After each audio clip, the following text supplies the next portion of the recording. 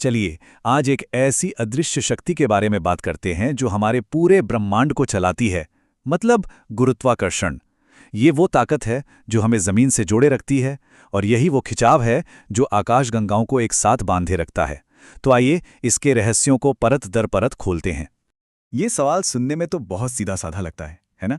पर सच तो यह है कि इसका जवाब ब्रह्मांड के सबसे गहरे राजों में से एक को खुलता है। यही वो शक्ति है जो हमें धरती पर टिकाए हुए है और तारों को अपनी अपनी जगह पर। आज का हमारा सफर कुछ ऐसा रहेगा। हम शुरुआत करेंगे इसकी प्राचीन जड़ों से, फिर न्यूटन के उस मशहूर नियम को समझेंगे। इसके बाद देखेंगे कि यह हमारी रोजमर्रा की जिंदगी पर कैसे असर डालता है। फिर ग्रहों के अनोखे फरिश्ते पर नजर डालेंगे और आखिर में उस हद तक जाएंगे जहां गुरुत्वाकर्षण इतना ज्यादा शक्तिशाली हो जाता है कि कुछ भी उससे बच नहीं सकता। देखिए, जब भी गुरुत्वाकर्षण का नाम आता है तो सबके दिमाग में न्यूटन और सेब की कहानी घूमने लगती है। लेकिन इस बल को समझने की कोशिश असल में बहुत बहुत पहले ही शुरू हो चुकी थी।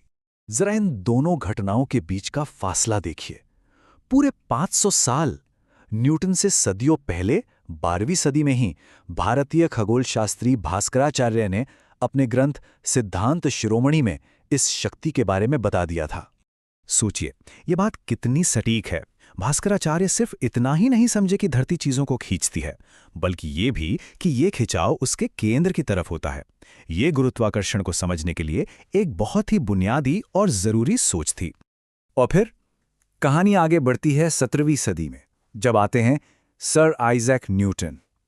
कहते हैं कि ये गिरते हुए सेब ने उन्हें सोचने पर मजबूर कर दिया और उन्होंने एक ऐसा नियम बना दिया जो सिर्फ पृथ्वी पर नहीं बल्कि पूरे ब्रह्मांड पर लागू होता है। तो न्यूटन का ये नियम हमें क्या बताता है? आसान भाषा में कहें तो ब्रह्मांड में हर चीज हर दूसरी चीज को अपनी तरफ खींच रही है, और ये खिंचाव या बल कितना होगा, ये दो बातों पर निर्भर करता है। पहला, चीजों का द्रव्यमान यानी मास। जितना ज्यादा मास उतना ज्यादा खिंचाव। और दूसरा, उनके बीच की दूरी। जितनी ज्यादा दूरी उतना कम खिंचाव। बस इतनी सी बात है। इस पूरे फॉर्मूले में ये जो जी है ना, ये एक तरह का मैजिक नंबर है। इसे यूनिवर्सल ग्रेविटेशनल कांस्टेंट कहते हैं, जिसका मान पहली बार हेनरी कैवेंडिश ने निकाला था। और कमाल की बात यह है कि ये मान पूरे ब्रह्मांड में हर जगह हर समय एक जैसा ही रहता है। ये प्रकृति के सबसे बुनियादी नियमों में से एक है। अच्छा, चलिए अब इस बड़े ब्रह्मांडीय नियम को जरा जमीन पर उतारते हैं और अपनी रोजमर्रा की जिंदगी से जोड़ते हैं। एक कंफ्यूजन जो अक्सर होता है वो है बड़ा जी और छोटा जी के बीच। आइए इसे हमेशा के लिए साफ कर लेते हैं। तो बड़ा जी तो वो यूनिवर्सल कांस्टेंट है जो पूरे ब्रह्मांड में फिक्स है, कभी नहीं बदलता। वहीं छोटा जी गुरुत्वीय त्वरण है, यानी किसी ग्रह के खिंचाव के कारण कोई चीज कितनी तेजी से नीचे गिरती है। इसका मान जगह के हिसाब से बदलता है। जैसे पृथ्वी पर यह लगभग 9.8 मीटर प्रति सेकंड स्क्वायर है, पर चांद पर यह बहुत कम होगा। और इसी से जुड़ा है द्रव्यमान यानी मास और भार यानी वेट का अंतर।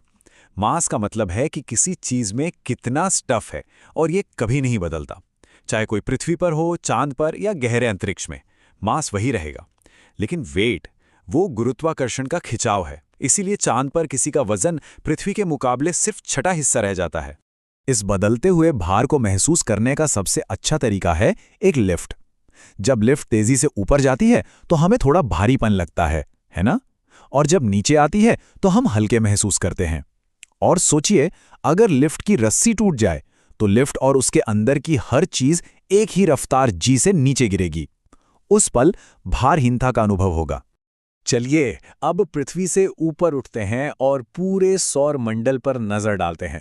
ये जानकर हैरानी होती है कि गुरुत्वाकर्षण का वही नियम जो सेब को नीचे गिराता है, वही ग्रहों और उपग्रहों के इस विशाल ब्रह्मांडीय नृत्य को भी काबू में रखता है। न्यूटन से भी पहले केपलर ने ग्रहों की गति के 3 नियम दिए थे। उन्होंने बताया था कि ग्रह गोल नहीं बल्कि अंडाकार कक्षाओं में घूमते हैं, और जो ग्रह सूर्य के जितना पास होता है उसका एक चक्कर उतना ही जल्दी पूरा होता है। एक तरह से केपलर ने बताया कि कैसे घूमते हैं, और न्यूटन ने गुरुत्वाकर्षण के जरिए बताया कि क्यों घूमते हैं।